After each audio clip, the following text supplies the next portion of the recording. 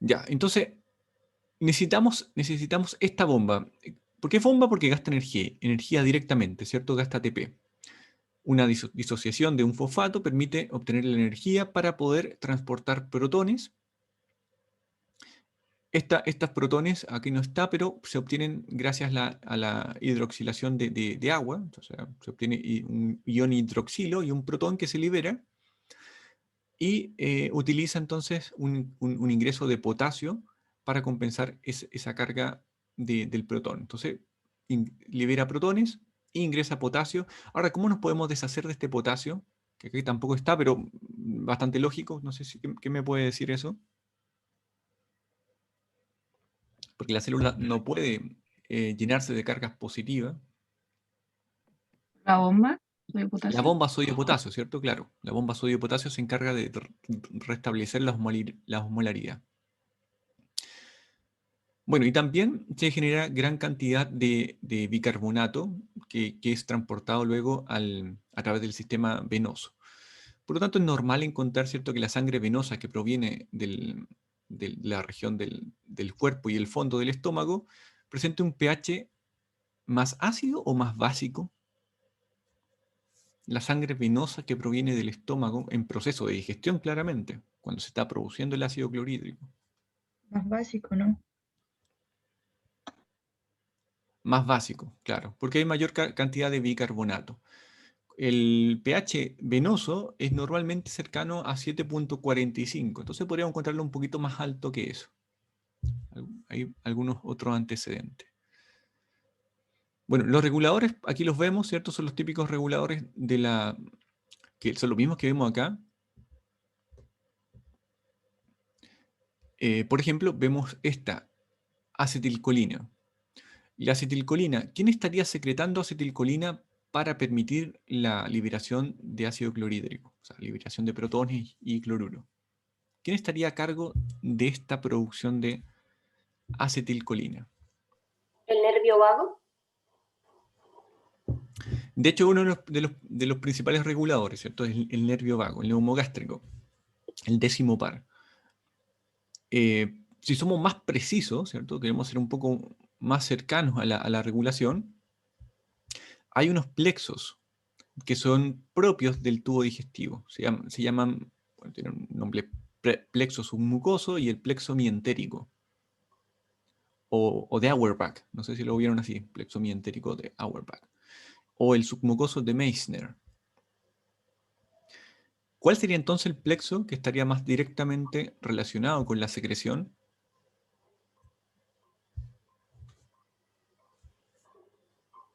El plexo del sistema nervioso entérico, que estaría relacionado a esta secreción de acetilcolina.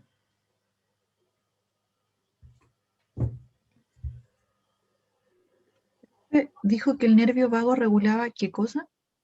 Regula el sistema nervioso entérico. El neumogástrico, regula el sistema nervioso entérico. Lo que estamos viendo ahora es qué parte del sistema nervioso entérico está encargado de la regulación de la secreción. Y no solo la secreción, también la motilidad del- del- del tubo digestivo. Entonces, el plexo mientérico se divide en dos capas. em, o sea, el sistema nervioso entérico se divide en dos plexos. Un plexo que está ubicado entre las capas musculares, entre la capa muscular circular interna y longitudinal externa, que es el plexo mientérico. Regula la motilidad principalmente. Entonces, esto que vemos acá, esta terminal axónica, este botón sináptico que vemos que es capaz de regular la liberación de acetilcolina, es parte del sistema entérico del plexo submucoso, ¿cierto? Que regula la secreción. Entonces, eso es lo que estamos viendo ahí, la liberación de acetilcolina a partir de neuronas del plexo submucoso o de Meissner que regulan la secreción a distintos niveles del tubo digestivo, en este caso, a nivel de la región del cuerpo y el fondo del estómago, en donde hay mayor cantidad de glándulas que incluso las llamamos glándulas corpofúndicas que presentan una alta concentración de estas células parietales. Que ahí le pusieron célula parietal. Ok, ¿qué ¿Qué otro regulador podemos ver acá? Se observa estas células enterocromáfines que secretan histamina, otro de los reguladores entonces positivos para la secreción de protones, para activar esa bomba de protones. Y vemos también acá los receptores para colecistoquinina, que recién también habíamos comentado que favorecen la liberación de ácido clorhídrico. Ahora, si este monito, que es un poco más preciso, ¿cierto? Para ver cómo funciona. Ahora, si les pregunto, en base a este gráfico, los fármacos que se clasifican como inhibidores de la bomba de protones, ¿dónde actúan? Ahora ustedes rápidamente me podrían decir en qué punto actúan. ¿Qué es lo que bloquean?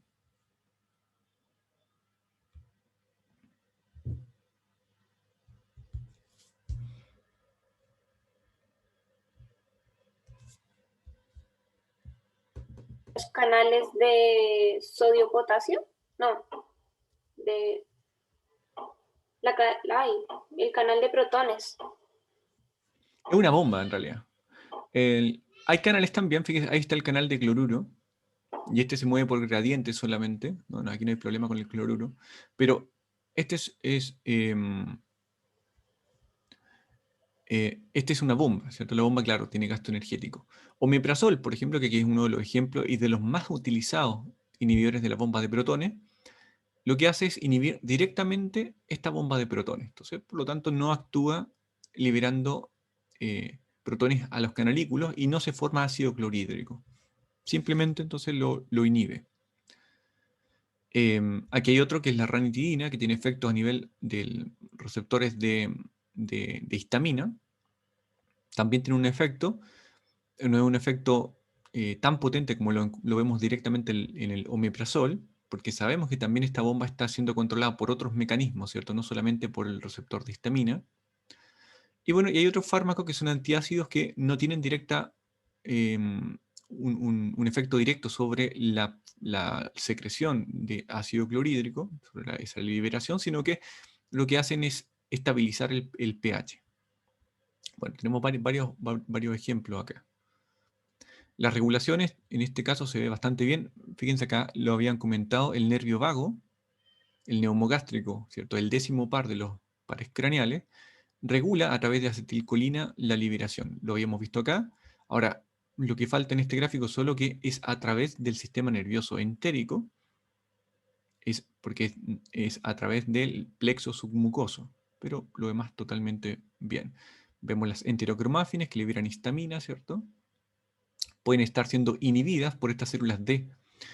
¿Qué son estas células D que recién habíamos comentado? ¿También son células del tipo enteroendocrinas?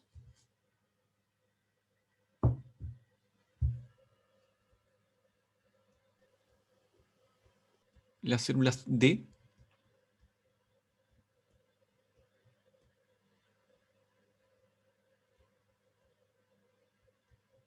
Según yo sí, pero es de tipo inhibitoria. Claro. Son células enteroendocrinas. De hecho, las encontramos también en el páncreas, en los islotes pancreáticos. Las encontramos también en la mucosa del estómago, por ejemplo. También están presentes ahí. Secretan la somatostatina, como dice acá. De hecho, quizás le llama la atención este nombre, somatostatina. Se parece a una hormona que se conoce como somatotropina, que actualmente también es llamada hormona del crecimiento. Y bueno, eso viene desde el inicio de la descripción de esta hormona somatostatina, que lo que hacía es restringir la liberación de hormona de crecimiento. Por eso se llama somatoestatina, ¿cierto? Como que hacía un frene en la secreción. Pero se ha visto que no solamente frena la liberación de la hormona del crecimiento, sino que es prácticamente inhibitoria con múltiples otras hormonas. Dentro de eso, dentro de su acción de inhibición de la secreción, vemos que inhibe a la liberación de gastrina, inhibe también a la liberación de histamina. Por lo menos esas son las inhibiciones que vemos a nivel de la mucosa gástrica. Pero a nivel del islote pancreático, inhibe la liberación de insulina también y glucagón. Entonces, inhibe prácticamente la secreción de las células que estén cercanas de tipo endocrina. A ver, Victoria dice acá en el chat que el nervio vago regula el sistema entérico para que el plexo submucoso logre secretar acetilcolina. Estoy muy perdido.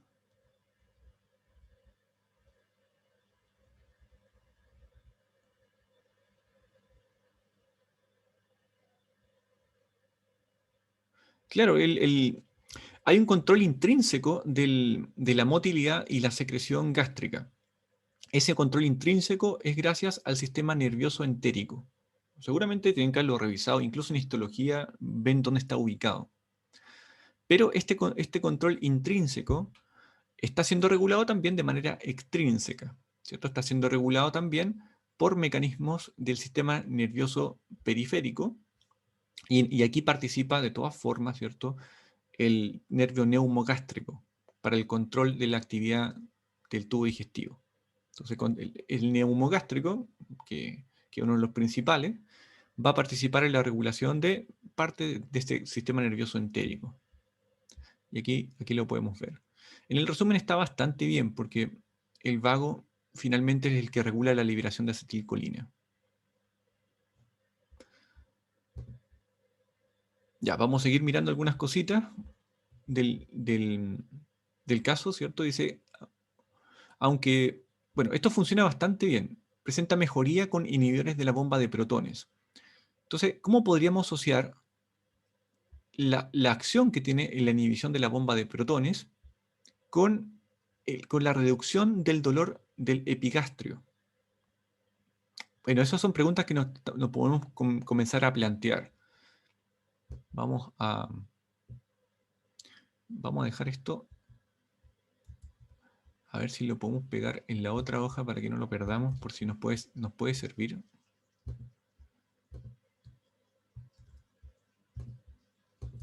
Dejémoslo por ahí. Entonces, dolor epigastrio, y que cede el dolor epigástrico al utilizar esta bomba de inhibidores de bomba de protones. Bueno, entendemos entonces que si se reduce el ácido clorhídrico, hay se observa una reducción del dolor en la región epigástrica, aunque los síntomas volvían a los pocos días de dejar de utilizarlo. Entonces había que utilizar frecuentemente esos inhibidores de la bomba de protones. Se realiza una endoscopía. Yo creo que todos tenemos claro que es una endoscopía, es una visualización a través de un equipo que se llama endoscopio, que es una cámara, ¿cierto?, con un tubito, y se puede observar la mucosa, ¿cierto?, del tubo digestivo. Se evidencia erosiones en el duodeno. Erosiones en el duodeno que podrían explicar, ¿cierto?, el dolor epigastrio. El dolor en la región del epigastrio podría estar entonces explicado por un proceso inflamatorio debido a una erosión que ocurre a nivel del duodeno. ¿Por qué podría haber erosión en el duodeno? Porque eso es un signo clínico que aquí se observa.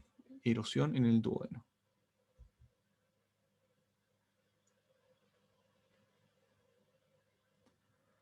Porque directamente acá lo dice, ¿cierto?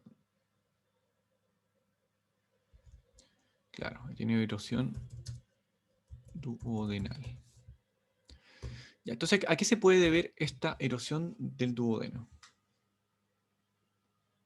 Por la acidez que llegó del estómago. Claro. Entonces ahora nos podemos plantear cuál es el pH que tiene el estómago. ¿Es un pH muy ácido? Hay un rango para este pH, ¿no? Varía entre el 1 y el 3, ¿o no? Se supone que sí. Sí, hay un rango que puede ser más acotado, de 1,5, 1,8 a 3, más o menos por ahí, ¿cierto? Hay un rango. De hecho, parte del caso nos dice que el valor que se observa es de 1,9, que no sería un valor que escape el rango, ¿cierto? Estaría dentro de lo esperado. Ahora, por algún motivo, hay una erosión en el duodeno con un pH en periodos interdigestivos, porque así se evalúa este pH normalmente, a menos que se haga una curva de pH del estómago que ahí sí podemos ver un pH en secreción. Y con ese pH entonces vemos que hay una erosión. ¿Cuáles son los factores que protegen a la mucosa del duodeno de esa erosión? ¿Cómo evitamos que exista una erosión? Porque sabemos que el contenido que viene desde el estómago hacia el duodeno es un contenido que presenta el quimo que está en un ambiente ácido, ¿cierto? Que es la secreción gástrica que es ácida. Entonces, ¿cómo se protege? Por el mucus, Claro, que tiene una protección carbonato. importante tiene que ver con la secreción, ¿cierto?, de mucus, que es una película de carbohidratos que reviste a la mucosa. O sea, evita que los ácidos que provienen desde el estómago digieran la mucosa. En este caso sí está digiriendo la mucosa. Puede ser, ¿cierto?, que esas glándulas de Brunner que se ubican en las porciones proximales del duodeno no estén secretando suficiente cantidad de mucus. Una parte podría ser eso, ¿cierto? Podría ser también que exista un aumento en la producción de ácido clorhídrico, también lo podría explicar. En el fondo, un desbalance entre los factores protectores de la mucosa y factores que son agresores de la mucosa. Em, ¿El páncreas tiene algún rol acá en cuanto a la erosión del duodeno? Yo creo ¿Podríamos que echarle la sí. culpa al páncreas? ¿No se supone que el páncreas lo que libera, lo que secreta también es como bicarbonato para hacer que se tampone el ácido? Claro. Y bicarbonato y agua es secretado también por el páncreas. ¿Saben qué parte del páncreas secreta bicarbonato y agua?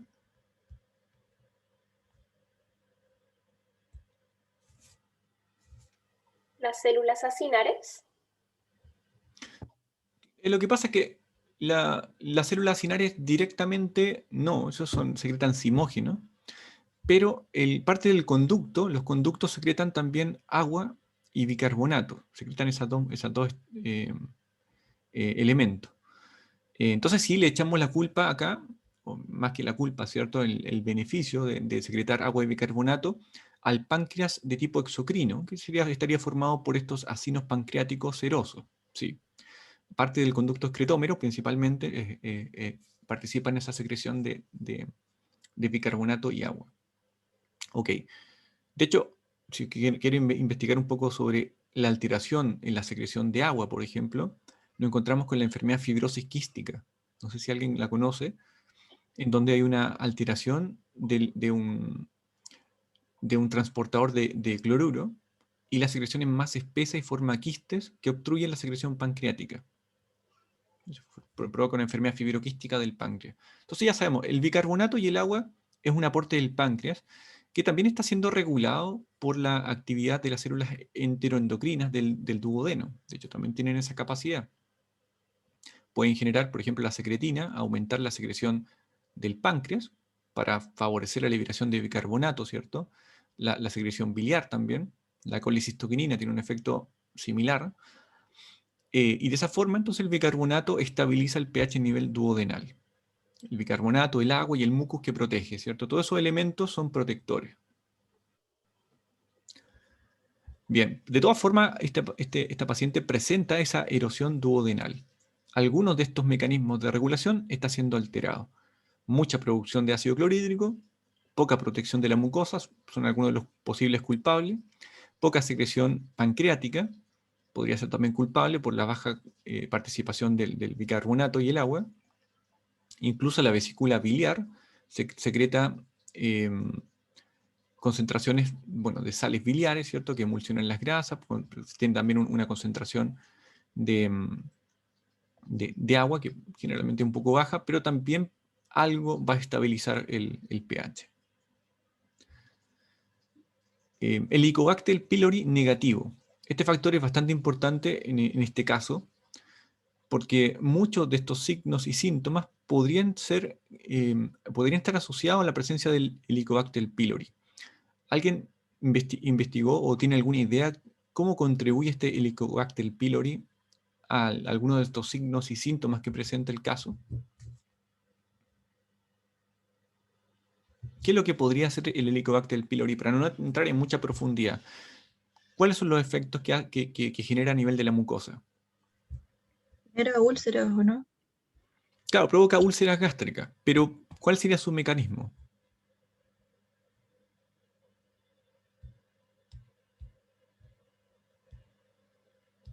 Los mecanismos, recuerden, para las úlceras, tanto gástricas como duodenales, son o aumentan la producción de protones, que es uno de los casos, o podría reducir los factores protectores como la secreción de mucus. De hecho, por ahí va, ¿cierto? El Helicobacter pylori reduce la secreción del mucus, porque se establece entre ese mucus y dificulta entonces los factores protectores de la mucosa. Pero en este caso no hay Helicobacter pylori al cual se pueda culpar, entonces hay otro mecanismo implicado en el desarrollo de esta úlcera. Se solicitan exámenes y se encuentran niveles de gastrinas mayores a 1000 picogramos por ml. Fíjense que los normales son muy, muy bajitos. Y de hecho acá inmediatamente ya podemos echarle la culpa a uno de estos factores que nosotros sospechábamos, ¿cierto? Podría ser factores protectores que estén reducidos o factores que sean agresores, como en el caso del ácido clorhídrico, que estuvieran aumentados. ¿Por qué la gastrina la podríamos asociar con aumento del ácido clorhídrico? De hecho, ya eso lo habíamos visto por acá. Con esta imagen nos podemos ayudar. ¿Por qué entonces un aumento de esta hormona, la gastrina, podría llegar a generar esa erosión a nivel duodenal?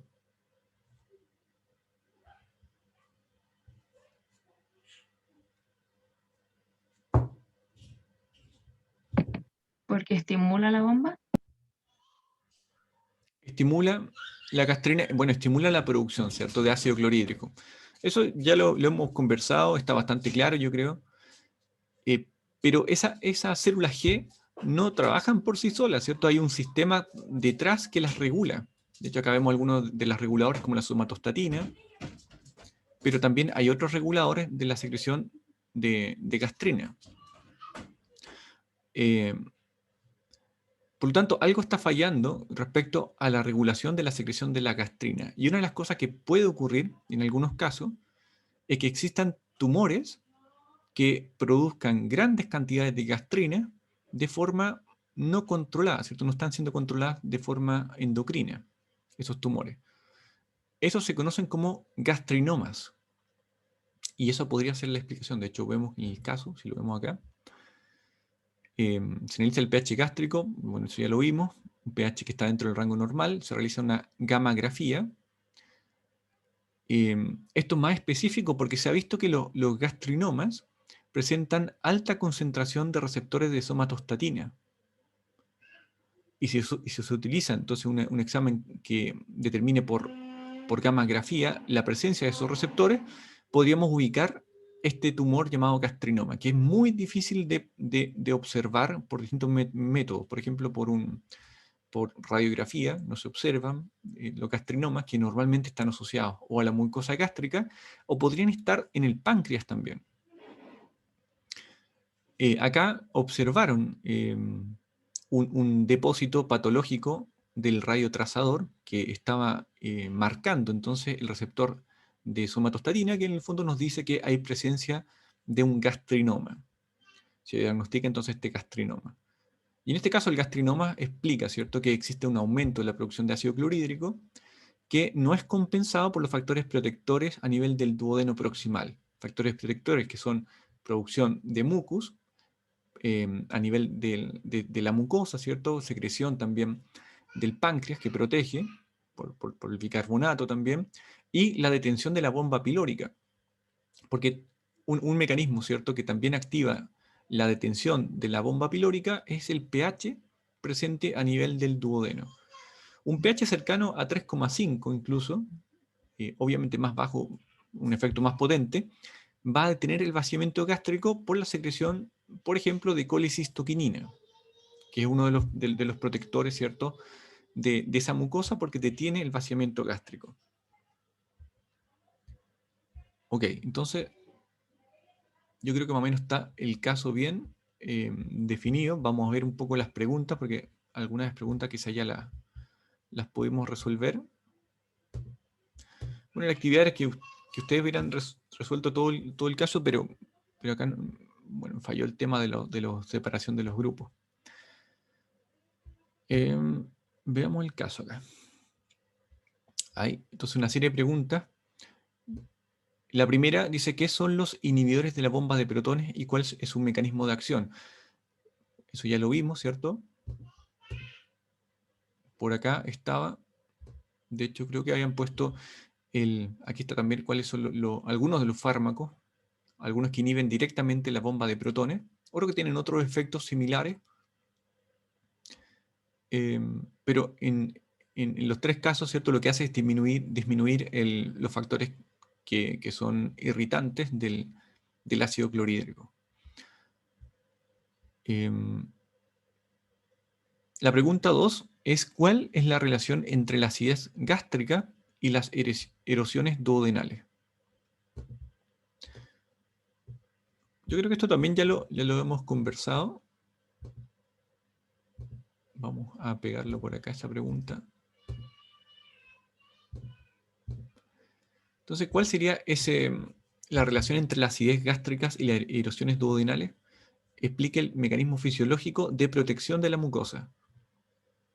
¿Quién podría anotar por acá cuáles serían esos factores protectores que hemos visto?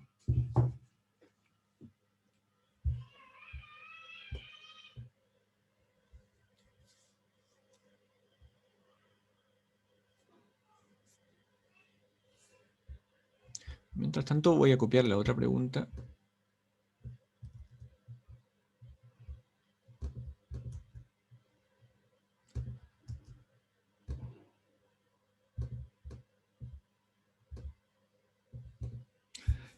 ¿Cuáles mecanismos de control están involucrados en la secreción del ácido clorhídrico? Bueno, también ya lo revisamos. Yo creo que esa pregunta está. Los mecanismos que disminuyen la secreción de ácido clorhídrico, también los vimos.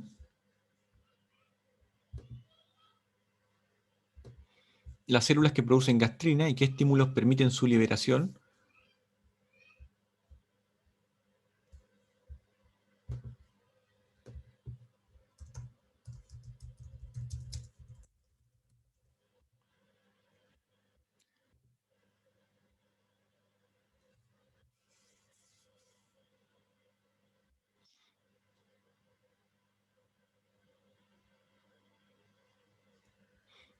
También ya hemos revisado sobre eso. Veamos qué otra pregunta no hemos visto. Bueno, esto sí que creo que no lo revisamos, pero no tanto en profundidad. ¿Cuál es el mecanismo asociado a la absorción de las grasas? Porque esta paciente presenta esteatorrea. En este cuadro, ¿por qué ella presentaba esteatorrea? ¿Qué mecanismo estaría alterado en cuanto a la absorción de las grasas? Que también podría explicar la diarrea que se presentaba en los casos en periodos postprandiales, ¿cierto? Después de comer. ¿Qué pasaría aquí? Esta pregunta sí que puede ser interesante para que la veamos en el caso. ¿Una mala absorción al intestino o no? Mala absorción en el intestino. Claro, pero ¿por qué se está absorbiendo mal en el intestino? ¿Por qué hay una absorción?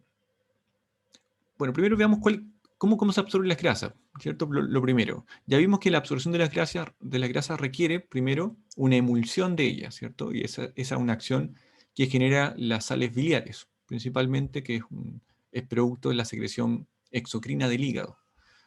Entonces, por una parte, ¿cierto? Aquí participa la colecistoquinina, que el nombre colecistoquinina tiene que ver con el movimiento que genera a nivel de la vesícula biliar y el conducto colédoco, y eso permite entonces el vaciamiento de la vesícula biliar y la emulsión de las grasas.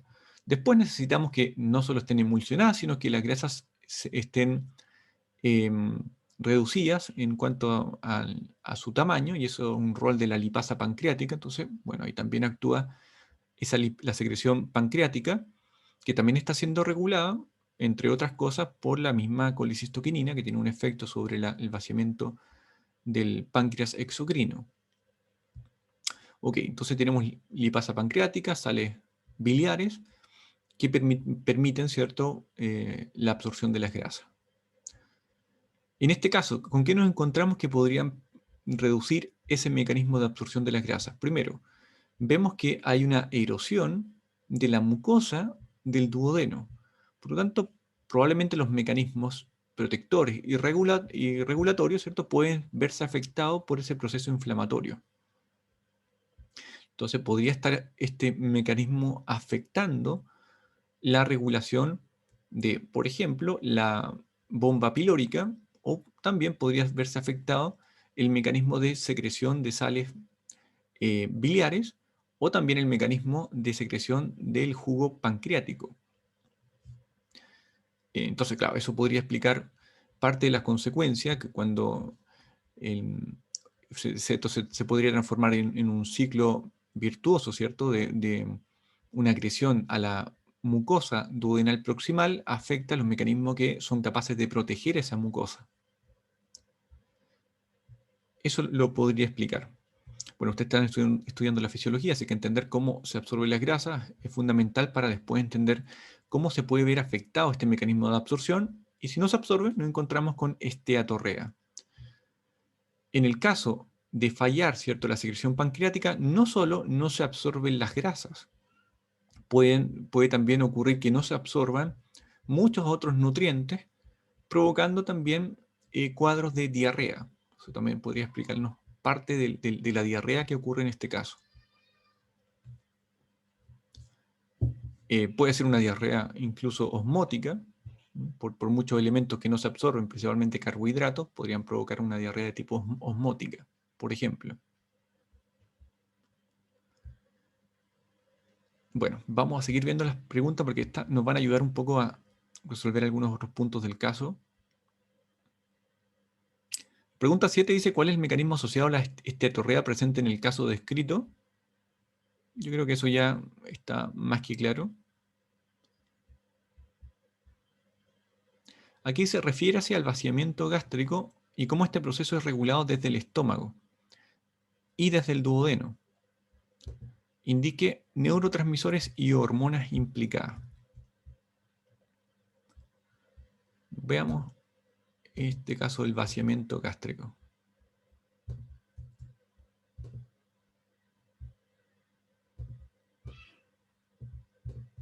Creo que ya está. Ya, aquí me gustaría que pudieran participar un poco más en el Jamboard, o sea, se pueden escribir algo para poder completar esta respuesta. Se refiere al vaciamiento gástrico. Entonces, los mecanismos, si bien ya los conversamos, pero poder irlos describiendo, ¿cierto? Un poco. ¿Cuáles serían esos mecanismos implicados en el vaciamiento gástrico? ¿Cómo se regulan desde el estómago o desde el duodeno? Los neurotransmisores o hormonas implicadas.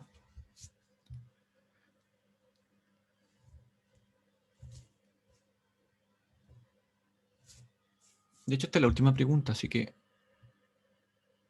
ya nos quedan unos minutitos. ¿Ves? Aquí alguien pone lipasa pancreática. No veo mucho la relación. ¿Podría explicar un poquito más por qué la lipasa pancreática tendría relación?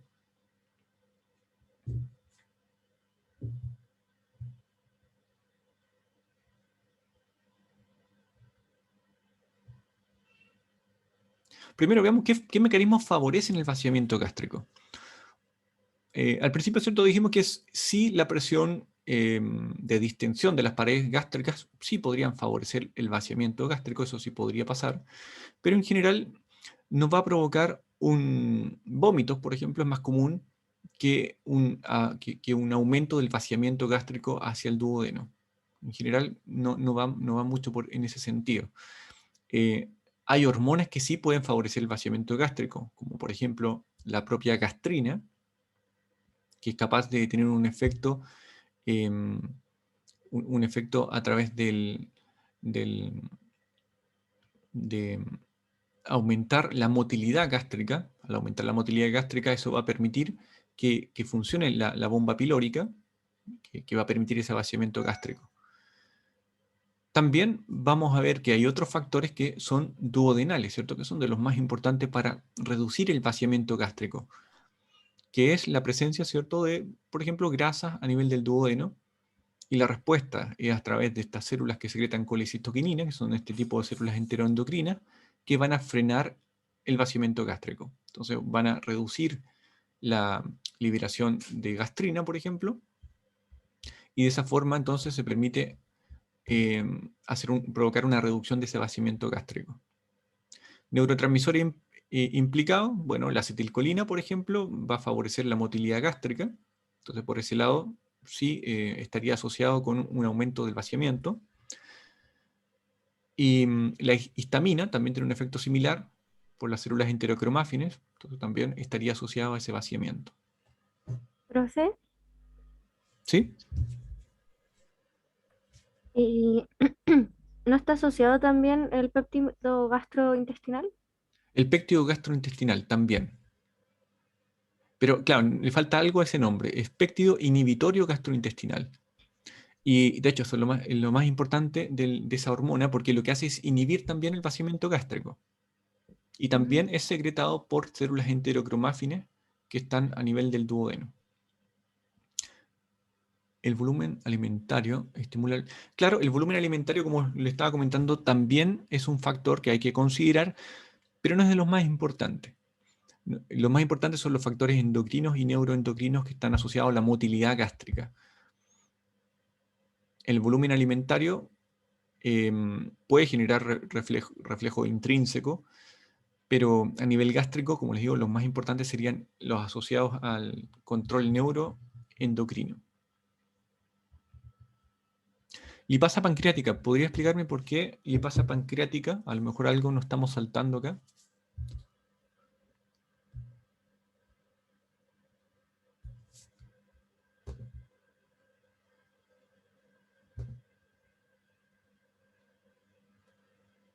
Comprar. ¿Qué es esto?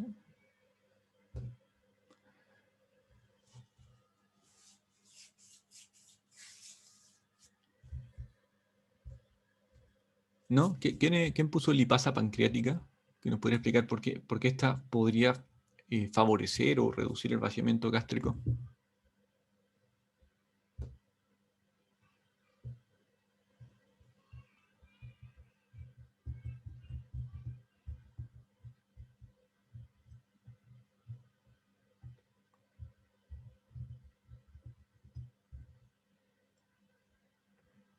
Profe, tengo una pregunta. ¿Sí? ¿Está la lipasa pancreática y también la lipasa gástrica?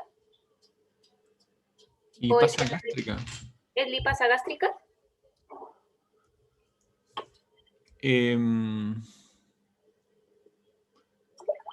Claro, pero lo que pasa es que la lipasa gástrica, que bueno, se activa junto con toda la serie de enzimas activadas por la pexina, también participa en la digestión. Lo que ocurre es que la lipasa pancreática tiene un efecto más potente sobre la digestión de las grasas. De todas maneras, la ayuda de la lipasa gástrica también favorece parte de esa digestión, pero no es una digestión completa. Entonces se termina esa digestión a nivel del duodeno. Hay amilasas también, por ejemplo, como la amilasa pancreática, que completan la acción de la amilasa salival, por ejemplo. Que esa amilasa salival solo nos ayuda para poder reducir el tamaño de algunas de estas moléculas para poder sentir el gusto. Entonces participa más bien en el gusto que en la propia digestión. Pero sí, claro, todas esas moléculas van participando en la digestión progresiva del alimento. La histamina, por acá pusieron, también favorece la motilidad gástrica totalmente.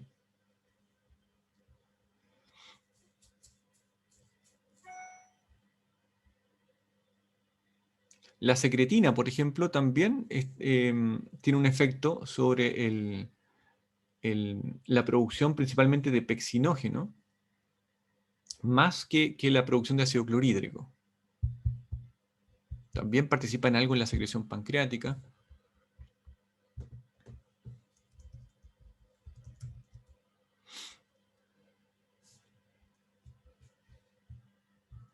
Hay varias otras por aquí, creo que pusieron una motilina, como dice su nombre, claro, está directamente relacionada con la motilidad gástrica. Y claro, de todas maneras la favorece. Esta es producida por también células enterocromáfines, al igual que la histamina. Y también estaría relacionado con un aumento del vaciamiento gástrico. La gastrina también favorece el vaciamiento gástrico. Entonces, en este caso, como había un gastrinoma, podemos ver que aumenta el vaciamiento gástrico y aumenta la producción de ácido clorhídrico.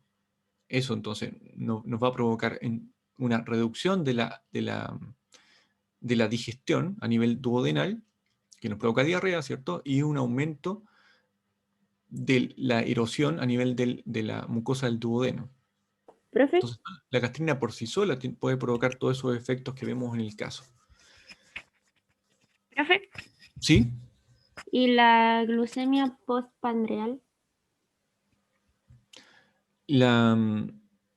Bueno, hay factores que también los niveles de glicemia postprandial regulan, pero principalmente la liberación de, de hormonas que son también enterocromáfines, pero a nivel pancreático. Entonces, cuando hay un aumento de la glucosa a nivel, a nivel plasmático, lo que ocurre es que esa glucosa estimula a las células beta pancreáticas para la liberación de la insulina.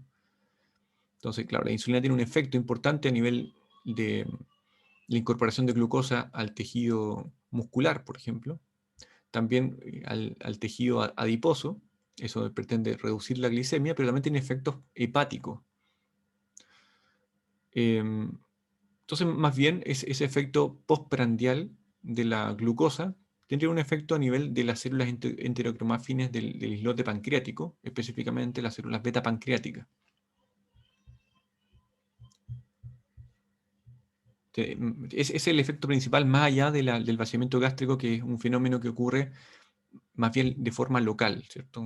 Regulado por lo que recibe el duodeno proximal, que es el quimo, que responde a ese quimo, ¿cierto? Frenando el vaciamiento gástrico, permitiendo la digestión del quimo, ¿cierto? Gracias al jugo pancreático, gracias a la emulsión de las grasas de origen biliar, y bueno, y ese frenado del vaciamiento gástrico permite progresivamente permite la digestión de ese quimo. Si no ocurre, entonces la detención del vaciamiento gástrico, nos vamos a encontrar con un aumento del quimo, aumento del contenido ácido, erosión de la mucosa, ¿cierto? Y reducción de la digestión a nivel duodenal. Entonces, nos encontramos con dolor epigástrico por la ulceración, nos encontramos con diarrea y nos encontramos con esteatorrea.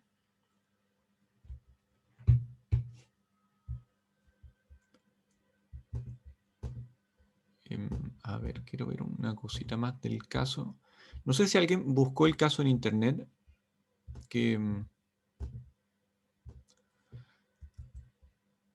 si lo buscaban, a ver dónde está, acá. Hay un síndrome que explica en el fondo este tipo de casos. Vamos a dejarlo escrito acá si ustedes lo quieren investigar un poco más en profundidad. Bueno, está un poquito pasado, pero se lo dejo de tarea si quieren investigar. El síndrome de Zollinger-Ellison, que es un gastrinoma, de hecho, se refiere a ese tipo de alteraciones. Es un tumor que en algunos casos es benigno, Puede ser un tipo de neoplasia benigna que produce altos niveles de gastrina, pero en algunos casos se puede malignizar. De hecho, un porcentaje no bajo son tumores malignos, que son difíciles de pesquisar, ¿cierto? Normalmente se ubican a nivel del páncreas. En este caso, el caso particular que estábamos revisando hoy día, se ubica a nivel de la mucosa gástrica, por lo tanto difícil también de poder observarlo, a menos que se realice un examen que es uno de los más sensibles, que es evaluar la presencia de receptores de somatostatina, que están en gran parte de los gastrinomas están muy aumentados. Entonces, con una gammagrafía para ese tipo de receptor se puede ubicar dónde estaría este gastrinoma. Entonces, este es el síndrome y presenta los signos y síntomas que se describen en el caso que estábamos revisando. Si lo quieren buscar, ahí está. Ahí pueden encontrar más información respecto a los tratamientos, ¿cierto? Respecto a al desarrollo de este tipo de patología. Ok, lo vamos a dejar hasta acá. Creo que ya en 7 minutos más comienzan con... No sé si tienen después histología. Parece que histología viene después. Y al final de la actividad tienen una prueba. Envié 2 preguntas de fisiología. Preguntas muy generales, ¿cierto? Son de alternativa. Y no deberían tener problema con eso. Ok, ¿alguna última duda para terminar? Profe, una pregunta referido a este síndrome. ¿Sí? ¿Ese síndrome también puede llevar a pancreatitis? ¿O son temas muy diferentes? Puede llegar, sí, claro, normalmente no, pero sí. Puede llegar a desarrollar pancreatitis porque uno de los mecanismos que desarrolla pancreatitis, que puede ser una pancreatitis aguda, por ejemplo, es la obstrucción del conducto colédoco. Podría provocar esa condición. Siempre y cuando el gastrinoma obstruya, ¿cierto? Por su volumen, ese conducto, parte de las sales biliares podrían dirigirse hacia el páncreas por el conducto pancreático principal y podrían activar a las enzimas pancreáticas provocando una pancreatitis aguda. En algunos casos sí, de hecho el gastrinoma también podría estar dentro del páncreas y de esa forma entonces es más fácil que se puedan activar estas enzimas pancreáticas, provocando la autodigestión del páncreas, que es lo que provoca esa pancreatitis aguda. Así que sí podría ser, pero no en todos los casos. Tampoco es algo tan frecuente en los casos del gastrinoma. Ok, gracias, profe. Ok, entonces lo dejamos hasta acá. Que estén bien, nos vemos. Chao, profe, que esté bien. Chau, chau. Gracias. Y lamento no poder haber hecho la actividad como quería separarlo en 4 grupos, que cada uno trabajara en su Jamboard, pero vamos a intentar para la próxima que funcione, ¿ya? Nos vemos.